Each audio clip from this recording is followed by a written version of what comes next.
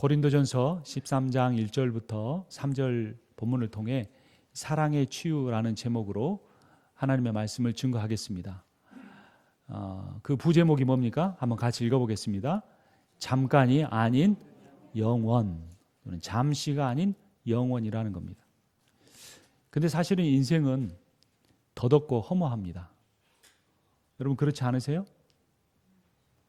왜 그럴까요? 인생이 영원하지 않기 때문에 그렇습니다. 여기 계신 분들 중에 영원히 사실 분 계세요? 없죠. 인간은 언젠가 죽습니다. 더 문제는 내가 언제 죽을지 모른다는 사실입니다. 그래서 종교가 만들어졌을지도 모르겠습니다. 근데 여러분, 복음은 종교가 아닙니다. 이 복음이라는 뜻이 뭐죠? 기쁜 소식이다. 이런 의미입니다. 그러니까 허무한 인생에서 뭐가 기쁜 소식이 되겠습니까? 영원한 것이 있다. 이거예요. 어떤 사람이 외친 거예요. 영원한 것이 있습니다. 모든 인생은 허무하고 다 죽지만 영원한 것이 있습니다. 이렇게 외친 거예요. 한 사람이 기뻐서. 그 소식을 듣고 한번 들어보자. 이러는 거예요. 그래서 여러분 교회를 나오시는 거예요. 이게 뭔지 알아야죠. 복음이 뭔지. 영원한 게 뭘까요? 오늘 이 퀴즈에 지금 답을 주시면 식사 2그릇 하실 수 있는 기회를 드릴까요?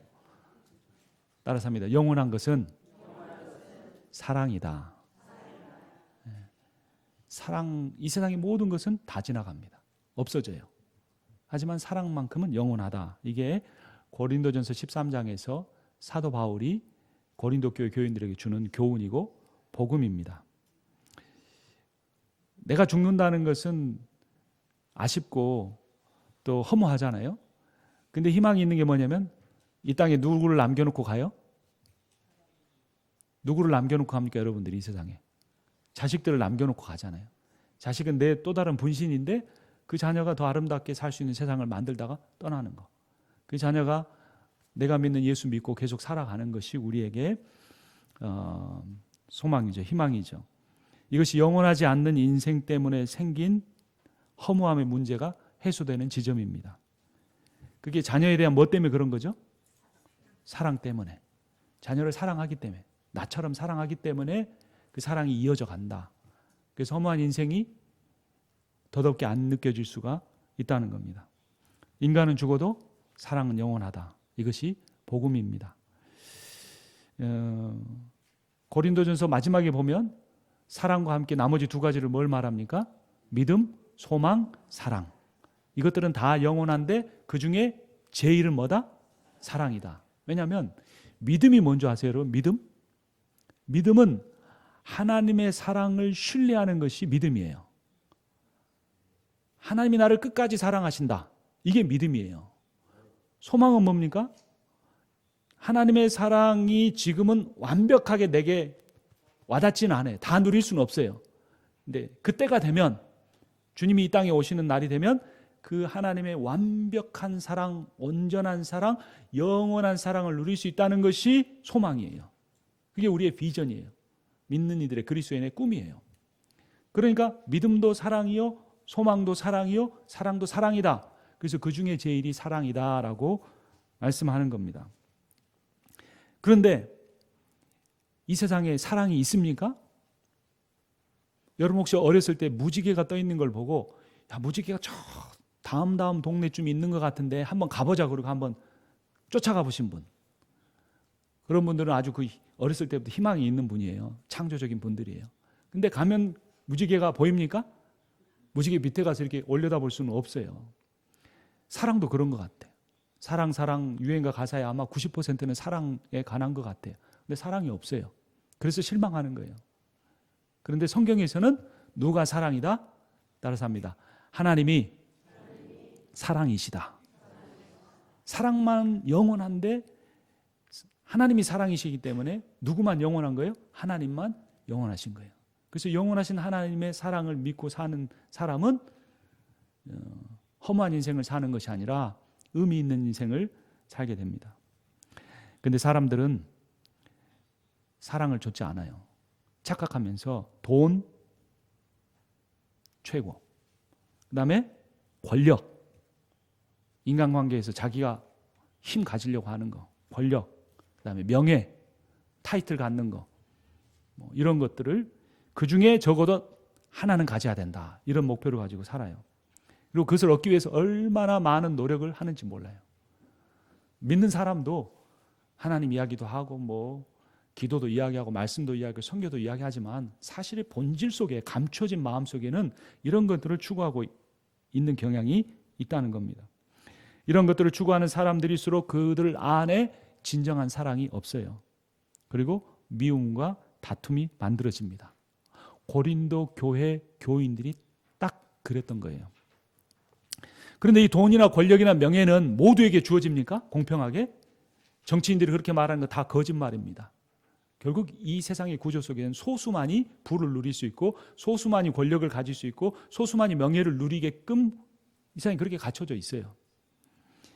그렇기 때문에 사람들이 그 목표를 위해서 협력하는 것처럼 보이지만 사실은 모두가 경쟁 관계입니다. 그래서 앞에서는 웃고 말하지만 뒤에 가서는 인상을 찌푸리면서 험담을 하는 것이 현대인들이 살아가는 모습이요, 심지어 교회 안에서 교인들 간의 모습이기도 합니다. 고린도 교회 교인들은 교회 안에 들어오면서 살짝 그 목표를 바꿨어요. 어떻게 바꿨느냐? 방언, 신자라면 방언을 할 줄 알아야 돼. 그 사람이 최고야. 예언, 앞일을 내다볼 수 있어야 돼. 아니야, 지식이 최고야. 뭐 이런 식으로 돈, 명예, 권력을 좇는 것처럼 이런 것들을 좇으면서 신앙생활을 했습니다. 근데 어떤 참 고귀한 인생을 살았던 신앙인이 이런 말을 했습니다. 한번 굉장히 중요한 말이니까 한번 따라서 해보죠. 큰 일을 하려고 하지 말고 큰 사랑으로 일하십시오.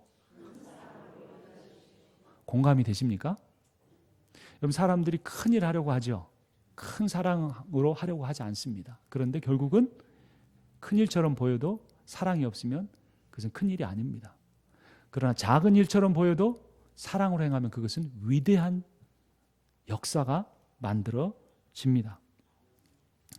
오늘 말씀을 통해 우리 자신에게 이런 사랑이 있는가를 살펴보고 하나님의 말씀대로 살아가기를 바랍니다. 오늘 설교의 제목이 무엇입니까? 사랑의 치유이죠. 사랑에는 어떤 능력이 있다는 겁니까? 치유하는 능력, 회복시키는 능력이 있다는 거죠. 지난주에 설교 제목은 뭐였습니까? 회개의 치유라 그랬어요. 근데 회개가 죄 고백이 아니라 뭐라고 그랬습니까? 돌아오는 것이다 라고 그랬어요. 누구에게 돌아오는 것이다? 하나님께 돌아오는 것이 회개다. 근데 그 하나님의 본질이 뭐라고요? 사랑이다. 그러니까 결국은 회개라는 것은 죄 고백하고 눈물 흘리는 것이 아니라 누구에게로 돌아오는 것이다? 하나님의 사랑으로, 사랑의 하나님께로 돌아오는 것이 회개다. 오늘 설교하고도 이어지는 겁니다. 세상에는 많은 사람들이 있습니다. 여러분들은 사람들이 어떻게 구별되세요? 저 사람 돈 많아. 저 사람 저렇게 가난해. 이렇게 구별하십니까? 저 사람 키가 굉장히 커. 저 사람 왜 저렇게 키가 작지? 이렇게 구별하십니까? 저 사람은 참 젊어 보여. 저 사람 참 연세가 드셨어. 이렇게 구별합니까? 그러니까 돈이든 무슨 나이든 키든 외모든 이런 걸 가지고 사람들을 보는 거예요. 근데 성경은 사람을 어떻게 구별할까요? 오늘 설교의 제목과 연결시켜 보면 사랑이 있는 사람과 사랑이 없는 사람. 직분도 소용없고 신앙의 연수도 상관이 없고 교회 봉사하는 능력도 상관이 없고 그 모든 것이 상관이 없고 가장 중요한 것은 무엇이다? 사랑이 있느냐 없느냐로 하나님은 사람을 딱 반으로 갈라서 보신다라는 겁니다. 사랑이 없는 사람은 하나님을 모르는 사람이고 하나님을 믿지 않는 사람입니다. 제 이야기가 아닙니다. 요한일서 4장 8절을 보면 사랑하지 아니하는 자는 하나님을 알지 못하나니 왜냐하면 하나님은 사랑이시기 때문이다. 어느 유명한 목사님이 이렇게 말했습니다. 제가 목회하면서 제일 힘든 게 사람을 사랑하는 것이었습니다. 여러분, 이 목사님의 자격이 있습니까? 없습니까? 상당히 부족해 보이죠. 근데 이 목사님이 대부분의 성도들을 사랑했지만 정말 변화되지 않고 하나님 말씀과 반대로 살아가는 사람을 사랑하기는 어려웠습니다 라고 고백을 한 겁니다. 보통 사람들은 이렇게 생각합니다. 하나님을 사랑하는 것은 어렵지 않다. 하지만 사람들을 사랑하는 것은 거의 불가능하다. 여러분 이해가 됩니까? 안 됩니까? 이해되는 것 같죠. 저도 그렇게 생각할 때가 있습니다. 그런데 성경은 반박합니다. 요한일서 4장 20절을 보면 누구든지 하나님을 사랑합니다 라고 고백하면서 형제를 미워하면 이는 거짓말하는 사람이다. 뭐가 거짓말이라는 거예요? 형제들을 미워하면서 내가 하나님 사랑합니다 하고 막 찬양하고 기도하고 말씀 전하는 거, 그 거짓말이라는 거예요. 하나님을 사랑하는 사람은 형제를 미워할 수가 없습니다. 형제를 미워하는 순간 내게서 하나님의 사랑이 존재하지 않고 있는 겁니다. 하나님에 대한 사랑과 인간에 대한 사랑은 동전의 양면과도 같습니다. 그래서 이것을 이런 하나님의 명령을 사랑의 이중 계명이라고 합니다. 누가복음 10장 27절을 보면 대답하여 이르되 내 마음을 다하며 목숨을 다하며 힘을 다하며 뜻을 다하여 주 너의 하나님을 사랑하고 또한 내 이웃을 내 자신과 같이 사랑하라 하였나이다. 하나님 사랑, 이웃 사랑, 사랑의 이중 계명, 이것은 동전의 양면과 같다는 겁니다. 그러니까 이것을 인정하면 괜찮아요. 하나님, 제가 미워하고 심히 싫은 사람이 있습니다. 이런 내 마음의 상태를 보니 저는 하나님을 사랑하지 않습니다. 하나님을 안 믿는 사람입니다 라고 인정하면 거기서 진정한 회개가 시작돼서 나 하나님께로 돌아가야겠구나 생각을 하는데, 하나님, 난 하나님 진심으로 사랑하고 이제까지 헌신하고 살아왔습니다. 제 마음 아시죠? 근데 그 사람만큼은 사랑할 수 없어요 라고 하고 있으면 그것은 계속 마귀에게 속아서 자기도 모르게 거짓말하면서 신앙생활하고 있다라는 것입니다. 사랑이 신앙의 본질이고 믿음의 증거입니다. 사랑은 하나님을 믿고 사랑하는 자녀의 증거라는 겁니다. 그런데 때로는 그 사랑의 내용에 대해서 헷갈립니다. 에로스의 사랑과 아가페적인 사랑을 헷갈리는 것이죠. 에로스의 사랑은 뭐냐면 내 마음에 드는 상대에 대해서 호감을 갖는 겁니다. 그걸 사랑이라고 착각하는 거예요. 교회 안에도 내 마음에 드는 사람 있습니까? 없습니까? 있죠. 나하고 말이 통하고 상냥하고 싹싹하고 또 봉사도 잘하고 이 사람 내가 사랑한다고 생각해요. 근데 그것이 호감이라는 겁니다. 인간적인 호감, 에로스적인 사랑이라는 것입니다. 아가페의 사랑, 성경에서 말하는 사랑은 무엇이냐면 죄인을 구원하기 위하여서 자신을 무조건적으로 희생하는 변함이 없는 사랑이라는 겁니다. 그러니까 그 자격을 받을 자격이 없는 사람, 연약한 사람, 그런데 그 사람을 내가 받은 예수의 십자가 사랑 때문에 내 자아를 죽이고 십자가에 못 박고 그 사람을 사랑하기 위해서 기도하고 몸부림치는 것, 그것이 진짜 사랑이라는 거예요. 여러분 이 사실을 꼭 믿으시기를 바랍니다. 그런데 그러한 사랑이 내게서 나가는 것이 아니에요. 내게는 그런 사랑이 없어요. 우리에게는 없어요. 그래서 제가 설교 말씀을 전하기 전마다 어떤 고백을 합니까? 다시 한번 따라서 합니다. 하나님은 나를 사랑하십니다. 이걸 믿으셔야 돼요. 이걸 안 믿는 거예요. 우리 중에 몇 분이나 그걸 믿을까요? 하나님이 나를 사랑하신다. 안 믿어요. 하나님 나 사랑했으면 내 어렸을 때 그렇게 아픔을 겪지 않았어야죠. 하나님 나를 사랑하셨으면 내 기도 그때 들어주셨어야죠. 하나님 나를 사랑하시면 내가 이 상황에서 이렇게 있지 않아야 되잖아요. 라고 하면서 우리가 하나님의 사랑을 믿지 않습니다. 그러니까 하나님의 사랑이 우리 안에 들어올 수가 없어요. 그러니까 하나님의 사랑이 우리 안에 들어오지 못하니까 내게서 나갈 사랑이 없는 겁니다. 그러니까 그런 척하는 겁니다. 그래서 바리새인들을 예수님께서 그렇게 비판하시고 정죄하신 이유가 바로 그들이 인간의 실존을 제대로 이해하지도 못했고 인정하지도 못했으면서 소경을 인도하는 것처럼 가르침을 사람들에게 주었던 것입니다. 고린도 교회는 사도 바울이 2차 전도 여행 때 방문해서 교회를 세운 것입니다. 1년 6개월 동안 머물면서 복음을 전했습니다. 그것은 항구 도시였고 경제적으로 매우 부유했습니다. 그래서 문화와 예술이 발전하고 웅변술, 수사학이 발전하기도 했습니다. 근데 또 그러한 동시에 퇴폐적이고 아주 음란한 우상 숭배가 가득했고 경쟁적인 사회 분위기가 교회 안에까지 들어왔습니다. 그리고 여러 가지 문제가 있었지만 가장 큰 문제는 분열이었습니다. 같은 고린도전서니까 한번 찾아보죠. 1장 11절입니다. 고린도전서 1장 11절 말씀 제가 읽겠습니다. 내 형제들아, 글로에의 지편으로 너희에 대한 말이 내게 들리니 곧 너희 가운데 분쟁이 있다는 것이라. 12절 함께 읽습니다.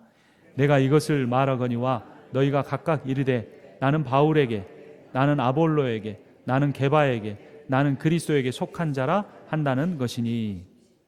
고린도 교인들은 다양한 은사, 다양한 재능을 가지고 있었습니다. 그런데 문제는 내가 가진 은사가 최고다라는 겁니다. 비교하고 경쟁하고 시기했던 겁니다. 근데 사실은 이 문제의 본질은 싸웠다는 데 있는 게 아니고 그 문제의 본질은 그들 안에 사랑이 없었다는 겁니다. 그 사랑의 중요성을 깨닫지 못했다는 겁니다. 이 바울파가 있었다 그랬죠. 이 사람들은 바울이 처음에 고린도 교회에 가서 교회를 세웠을 때 함께 했던 사람이에요. 그러니까 개척 멤버이죠. 오랫동안 교회 안에 있었던 분들, 그들은 교회에 대한 자부심을 갖고 있습니다. 주인의식을 갖고 있습니다. 다음은 아볼로파입니다. 나중에 이제 바울이 1년 6개월 후에 떠나고 그때 아볼로가 왔습니다. 근데 아볼로는 학문에 능했고 수사학, 웅변술에 뛰어났습니다. 하나님의 말씀을 잘 가르쳤어요. 그래서 하나님에 대한 말씀에 갈급함에 있는 사람들이 나중에 몰려들어서 그들이 한 분파를 이루었습니다. 베드로파는 교회의 권력을 추구하는 사람이었습니다. 사도 바울은 사도로 인정받지 못했습니다. 근데 당시에 베드로는 예루살렘 교회의 아주 최고 지도자였어요. 그래서 베드로를 따르는 것처럼 하면서 그 사람들은 교회 안에서 어찌됐든지 자기가 교회를 좌지우지하려고 하는 그러한 마음을 갖고 있는 사람들이었습니다. 그들은 지식, 믿음, 병고침, 능력, 예언, 방언, 통역 등 다양한 은사를 가졌지만 그들에게 없었던 단 한 가지가 있었습니다. 그것이 무엇이었을까요? 바로 사랑이었습니다. 여러분은 신앙생활에 있어서 가장 중요한 것이 무엇이라고 생각하십니까? 여러분들이 인생에 있어서 가장 중요한 것이 무엇인 것 같습니까? 여러분 부부관계에 있어서 가장 중요한 것이 무엇인 것 같습니까? 그것은 바로 사랑입니다. 그리고 또 하나는 우리에게 그 사랑이 없다는 것입니다.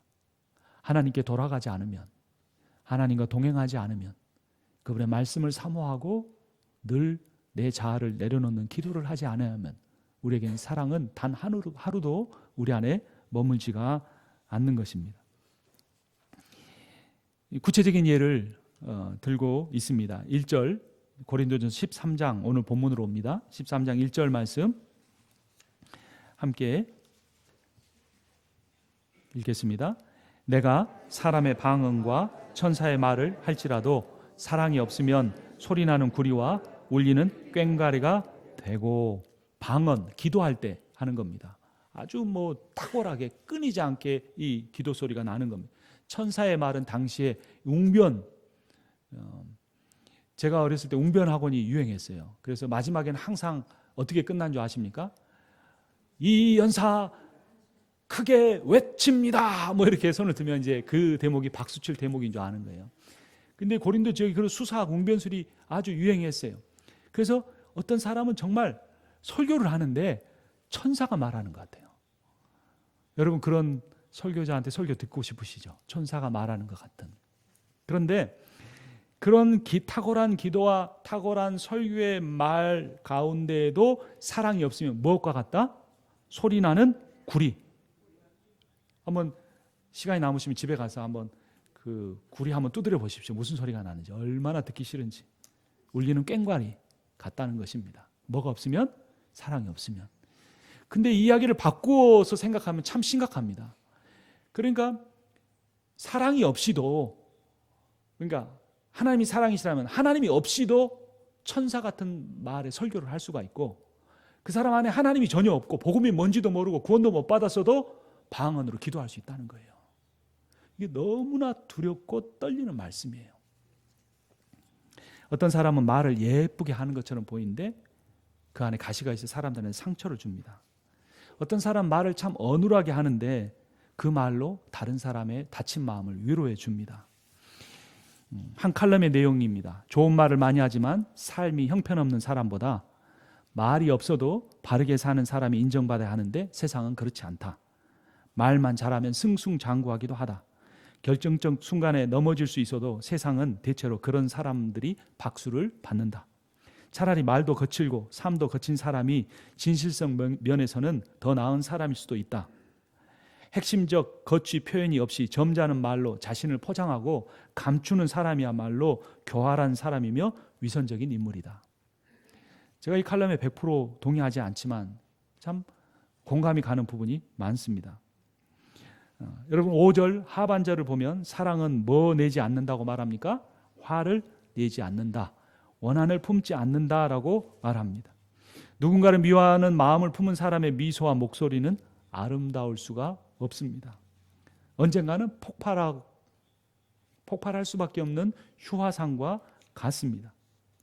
사랑은 말입니다. 여러분 한번 따라서 해보시죠. 사랑은 말이다. 사랑은 마음에만 머물지가 않습니다. 그 안에 하나님의 사랑이 있으면 결국은 말할 수밖에 없어요.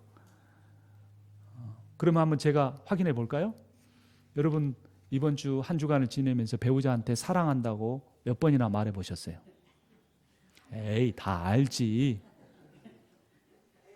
자, 따라서 하면 사랑은 말이다. 내 안에 사랑이 있으면요 못 견뎌요. 부인한테 사랑한다고 말 않고는 못 견딘다니까요. 내 안에 하나님의 사랑이 있으면 남편한테 여보 나 자기 사랑해 못 견뎌요. 왜냐하면 내 이 좁은 마음보다 하나님의 사랑이 너무나 크기 때문에 견딜 수가 없는 거예요. 그러니까 사랑은 말이에요. 사랑의 말에 치유의 능력이 있습니다. 사랑한다고 고백해야 합니다. 사람은 영적인 존재입니다. 사람은 상대방의 말에 그를 향한 사랑이 있는지 없는지 알아요. 어느 책에 나오는 상대를 설득하는 방법입니다. 첫 번째, 상대의 성향을 파악하라. 그러니까 우리 여러분 교인들을 이렇게 만나시면요, 만난 지 얼마 안 되면 너무 그 사람에 대해서 정보를 많이 캐묻지 마세요.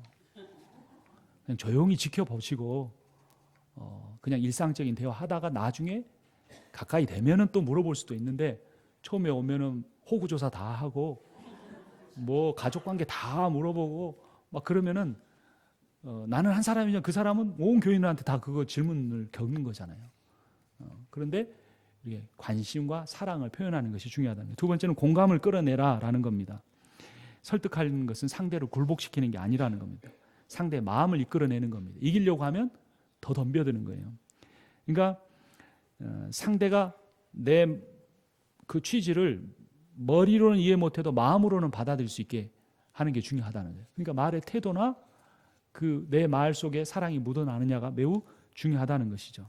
세 번째는 서두르지 말라는 겁니다. 빨리빨리 결론을 내게. 저처럼 참 준비성이 없는 사람은 늘 이런 잘못을 반복을 합니다. 그러나 성경은 저에게도 지적합니다. 기다려주라. 조급하면 될 일도 안 된다라는 거예요. 근데 네 번째가 가장 중요합니다. 뭐냐면 상대에게 호감을 주라는 겁니다. 사랑한다는 것을 그 사람이 느끼면 변화될 수 있다는 거예요. 아무리 내가 아주 뛰어난 머리로 상대를 분석하고 충고해 줘봤자 그것은 그 사람의 가슴에 칼날을 박는 것과 똑같아요. 그냥 그 사람의 처지를 이해해주고 격려해주면 그 사람이 자기의 문제점이 뭔 줄 알고 미안해하면서 마음을 여는 거예요. 그런데 계속해서 지적하면서 나는 그 사람은 더 똑똑하다, 내가 더 많은 선을 베풀었다 이렇게 생각하면 관계는 절대로 회복되지 않습니다. 그런데 그것이 인간의 모습이에요. 하나님의 사랑이 없으면 인간은 그럴 수밖에 없어요. 두 번째는, 첫 번째는 말에 사랑이 있어야 한다고, 두 번째는 믿음에도 사랑이 있어야 하는 겁니다. 2절 함께 읽겠습니다. 내가 예언하는 능력이 있어 모든 비밀과 모든 지식을 알고 또 산을 옮길 만한 모든 믿음이 있을지라도 사랑이 없으면 내가 아무것도 아니요. 이 말씀도 얼마나 두려운지 모릅니다. 가짜 믿음이 있을 수 있다는 거예요. 근데 가짜면 어느 정도 쉽게 판별이 돼야 되는데 이 사람의 믿음이 가짜면 어느 정도라고요? 뭐를 옮겨요? 산을 옮길 정도의 믿음이 있다는 거예요. 대부분 간증하는 분들을 보면 뭐 하나님 앞에 기도했는데 막판에 뭐 건물 지으려고 하는데 뭐 몇십억이 들어왔다 뭐 이런 이야기들 하시잖아요. 그게 우리가 감탄받죠. 야, 저 사람 믿음 대단하다. 근데 그런 위대하게 보이는 믿음에조차도 뭐가 없을 수 있다? 사랑이 없을 수 있다. 자기 성취, 결국 자기 자랑이 될 수 있다는 겁니다. 예언하는 능력, 탁월한 영적 감각을 가지고 사람들 앞에 인정받을 수 있지만 그 사람이 사랑이 뭔지 모른다. 즉 하나님을 모르는 사람일 수 있다는 거예요. 그러면 그 사람의 능력이 어디로부터 온 것입니까? 하나님으로부터 온 것이 아니라면 어디로부터인가 왔겠죠. 그거를 영을 분별해야 하는데 그 영 분별의 기준이 뭐냐? 하나님의 사랑이 있느냐 없느냐로 판가름 된다는 것입니다. 5절 상반절을 보면 사랑은 무례하게 행동하지 않고 자기 유익을 구하지 않는다라고 말합니다. 근데 소위 우리가 믿음이 강한 사람이라고 하는 사람들 중에 무례한 사람들이 적지 않습니다. 내 믿음의 기준으로 봤을 때 당신은 아직 멀었어 라고 하는 방식으로 상처를 줍니다. 교회에서 상처를 주는 사람들 중에 꽤 많은 사람이 소위 믿음이 있다고 하는 사람들이라는 겁니다. 그들은 자신보다 믿음이 약하다고 생각하는 사람들을 훈계하고 무시합니다. 그런데 변은 익을수록 뭐를 숙인다고 합니까? 머리를 숙인다. 세상 사람들도 그렇게 말합니다. 근데 성경은 믿음이 좋은 사람일수록 겸손하고 그 겸손함의 끝에 희생적인 사랑이 있다라고 증거합니다. 믿음이 좋은 사람은 반드시 자신을 겸손히 낮추고 다른 사람을 높입니다. 여러분, 예수 믿는 믿음이 뭐가 아니냐면 한번 따라서 합니다. 믿음은 장풍 멀리 날리기 시합이 아니다. 장풍 멀리 날리기 시합이 아니다. 장풍이 뭐죠? 손에서 바람 나가는 거예요. 여러분, 실제로 어떤 집회에 가면요, 목사님이 손만 대면 막 쓰러져요. 어떤 사람은 대면 쓰러지는데 어떤 사람은 가까이 가면 쓰러지고 어떤 사람은 5m 밖에 있는데도 확 이러면 막 넘어져요. 그럼 우리가 어떻게 생각해요? 저 목사님은 10명을 쓰러뜨린다. 저 목사님 50명을 쓰러뜨린다. 그러면 그분들은 뭐가 믿음이라고 생각하는 거예요? 장풍 날리기가 믿음이라고 생각하는 거예요. 뭔가 눈에 보이는 거, 초자연적인 것이 믿음인 것처럼 생각하는데 그게 아니라 사람 10명 쓰러뜨리는 게 아니라 산을 갖다가 확 옮길 수 있는 것처럼 대단해 보이는 사람에게도 사랑이 없을 수 있다. 그거 가짜다. 그 능력 하나님에게서 온 것이 아니다라는 거예요. 마지막 세 번째, 봉사에도 사랑이 있어야 합니다. 3절 같이 읽겠습니다. 내가 내게 있는 모든 것으로 구제하고 또 내 몸을 불사르게 내줄지라도 사랑이 없으면 내게 아무 유익이 없느니라. 앞에 거 두 개는 이해가 돼요. 좀 받아들이려고 애쓰면 받아들일 수 있을 것 같아요. 근데 3절은 뭐냐면 자기 전 재산 다 팔아가지고 기부해버렸대요. 그런 사람이 어디 있습니까? 예수 믿고 나서 전 재산 판 분. 거기 인천에 지하철에서 맨발로 다니시는 그 할아버지 계셨잖아요. 얼마 전에 돌아가신 것 같은데 전 재산 팔아서 바치고 목에다 예수 천당 부신 쪽 뭐 여러 개 써가지고 나는 신발 신을 자격이 없다 해서 추운 겨울에도 지하철 바닥을 맨발로 다니다가 전도하고 사셨어요. 이런 사람이 몇 분이나 있겠어요? 기독교 역사의 한국교회에? 없죠. 자기가 다 헌신한 거 다 인정받고 싶어 하죠. 근데 그분은 그렇게 안 사셨어요. 그런데 그렇게 사는 사람인데 전 재산 팔았는데 이 사람에게 사랑이 없을 수가 있대요. 그 다음엔 또 무슨 이야기가 나옵니까? 자기 몸을 불사르게 내줬대요. 순교를 한 거예요. 순교한 사람인데도 그 안에 사랑이 없이 그렇게 할 수 있다. 가짜 신앙일 수 있다라고 성경은 말해주고 있는 거예요. 근데 여러분, 이 말과 이렇게 복음에 대한 지식과 또 이 산을 옮길 만한 믿음과 순교하는 또 모든 전 재산을 바치는 이 헌신적인 봉사의 삶의 이야기가 누구의 삶인 줄 아세요? 이 고린도전서 13장을 기록한 바울의 가진 은사였어요. 바울이 자기가 가지고 있는 은사를 말하는 거예요. 나처럼 복음에 대한 탁월한 지식 갖고 있어도, 나처럼 산 옮길 만한 믿음이 있어도, 나처럼 이렇게 온 인생 재산 하나도 안 갖고 복음 전하며 살아도 나 같은 사람에게도 사랑이 없을 수 있다. 그러니까 내 안에 예수 그리스도 없으면 사랑이 없고 그 예수 그리스도의 사랑이 없으면 나는 아무것도 아니다. 그리스도가 전부다. 그리스도의 십자가의 사랑이 전부다라고 사도 바울은 고린도 교인들을 향하여 울부짖으며 말씀을 전하고 있는 겁니다. 고린도 교인들의 모습 속에서 때로는 그 자기가 가진 은사 때문에 교만해진 자신의 모습을 발견할 수가 있었던 거예요. 거울처럼 비춰보면서 당신들이나 나나 늘 점검하고 우리가 다시 돌아갈 것은 사랑의 하나님이요 그 하나님의 사랑이다라고 고백을 한 것입니다. 메릴랜드 볼티모어 지역에 빈민가들이 사는 청소년 200명의 생활 환경을 조사했습니다. 조사를 마친 대학생들이 그 청소년들의 미래에 대한 평가서를 썼습니다. 이 아이들에겐 전혀 미래가 없다. 그렇게 평가서를 내렸습니다. 25년 지난 뒤에 다른 사회학 교수가 그 자료를 보고 궁금해졌습니다. 그때 당시 청소년들이 어떻게 사는가 봤는데 놀라운 일이 일어났습니다. 180명 중에 176명이 성공적인 삶을 살고 있었습니다. 변호사, 의사, 사업가, 상류층도 많았습니다. 중산층이거나 가난해도 행복한 삶을 사는 사람이 많았습니다. 도대체 어떻게 이런 일이 일어났을까? 그 사람들 찾아가서 인터뷰했습니다. 한결같은 대답은 우리에게 여선생님 한 분이 계셨어요. 이런 대답이었습니다. 그분을 찾아가 봤습니다. 늙었지만 선한 눈을 가진 그 여교사는 어떻게 이런 일이 일어날 수 있었냐는 질문에 작은 미소를 지으며 이렇게 말했습니다. 그것은 정말 간단한 일이었어요. 저는 그 사람들을 사랑했습니다. 그 아이들을 사랑했습니다. 라는 것입니다. 이 세상의 모든 것은 돈으로 다 살 수 있습니다. 정말 이 세상은 돈이 다예요. 그리고 돈이 참 중요해요. 없으면 너무나 고통스러워요. 비참해지기도 해요. 그런데 돈으로 살 수 없는 것이 딱 하나 있어요. 그게 뭐죠? 사랑이에요. 하나님이 그것을 만들어 놓으셨어요. 그래서 사람들이 괴로운 겁니다. 돈만 있으면 다 될 줄 알았는데 갈수록 인생이 조바심 나고 영원하지 않는 인생에 대한 안타까움만 가득가득 쌓여가는 거예요. 아무리 노력해도 가정이 행복해지지 않고 형제 간의 우애가 지켜지지 않고 교우들 간에도 삭막하고 힘든 도대체 이 원인이 뭐냐? 나는 열심히 살았다. 최선을 다했다. 교회에서도 봉사했다. 근데 왜 내 상황이 이렇느냐? 내가 왜 하나님 임재가 느껴지지 않고 예배 가운데 하나님 만나지 못하느냐? 본질을 잊어버렸기 때문이라는 겁니다. 사랑이 없기 때문이라는 겁니다. 그러니까 사랑이 없는 자신을 탓하라는 의미가 아닙니다. 자기를 정죄하고 비하하라는 의미가 아닙니다. 우리 안에는 그러한 사랑이 있을 수 없다는 것을 인정하라는 겁니다. 요한일서 4장 10절을 보면 사랑은 여기 있으니 우리가 하나님을 사랑한 것이 아니요 하나님이 우리를 사랑하사 우리 죄를 속하기 위하여 화목제물로 그 아들을 보내셨습니다. 여러분 어떻게 이런 일이 일어날 수가 있습니까? 어떻게 하나님이 이 세상에 올 수가 있습니까? 도대체 하나님이 왜 뭐 때문에 죄인들을 위해서 십자가에 죽을 수가 있습니까? 이거는 믿을 수 없는 일입니다. 안 믿어지면 거부해야 됩니다. 그런데 사람들은 너무나 쉽게 믿는다고 말합니다.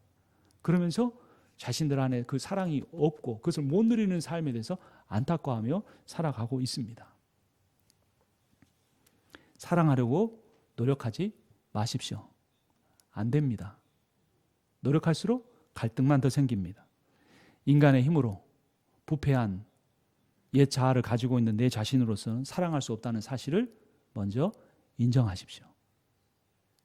그때 인간의 본질도 깨닫고 나 자신의 본질도 깨닫고 하나님 없으면 바로 살 수 없구나. 사랑할 수 없구나. 하나님의 사랑이 아니면 믿음도 가질 수 없고 소망도 없구나. 비전도 꿈도 없구나. 인생은 허무하구나. 그것을 인정하라는 겁니다. 깨닫는 것보다 더 확실한 것은 절망하는 겁니다. 우리에게는 사랑이 없다는 사실에 절망해야 합니다. 은혜와 사랑은 항상 이 절망의 바닥에서부터 발견됩니다.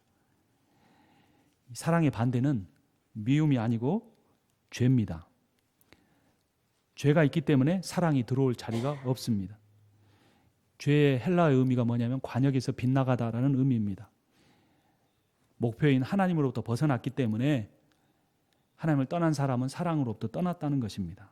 하나님으로부터 떠나 살고 있기 때문에 하나님으로부터 떠나 신앙생활하고 있기 때문에 하나님으로부터 떠나 봉사하고 있기 때문에 하나님으로부터 떠나 사람들에게 말하고 대화하고 살아가기 때문에 우리는 당연히 미워하면서 살 수밖에 없습니다.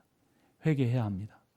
회개는 죄를 고백하고 눈물을 흘리는 것이 아니라 돌아가는 것이라고 그랬습니다. 하나님께 돌아와야 합니다. 사랑이신 하나님께 돌아와 그 하나님만 붙잡고 살아야 합니다. 그 하나님 우리에게 그 사랑을 가르쳐 주기 위해서 예수에게 지적하셨던 그 십자가를 붙들고 우리가 하루하루 살아가야 합니다. 단 하루라도 그 십자가를 놓는 순간 우리에게서 사랑은 떠나갑니다. 그러니까 우리가 평생토록 노력해야 할 것은 나를 대단한 사람으로 만드는 것이 아니라, 나를 거룩한 종교인으로 만드는 것이 아니라, 난 단 하루라도 예수 십자가 사랑 붙잡지 않으면 안 된다고 절박한 심정으로 살아가는 것입니다. 오늘 본문의 8절 말씀 함께 읽겠습니다. 사랑은 언제까지나 떨어지지 아니하되 예언도 패하고 방언도 그치고 지식도 패하리라. 13절 읽습니다. 그런즉 믿음, 소망, 사랑 이 세 가지는 항상 있을 것인데 그 중에 제일은 사랑이라. 아멘. 복음의 핵심은 주님의 사랑입니다. 십자가는 하나님의 사랑으로 우리를 위해 십자가에 죽으신 예수 그리스도의 은혜와 사랑의 상징입니다. 우리 함께 찬양하겠습니다. 주님의 사랑의 복음이 우리를 치유하게 해 주시옵소서. 사랑의 치유가 내 인생에도 일어나고 우리 가정에도 일어나고 우리 교회 가운데 일어나게 해달라고 찬양하겠습니다. 오직 주의 사랑에 매여 찬양하겠습니다.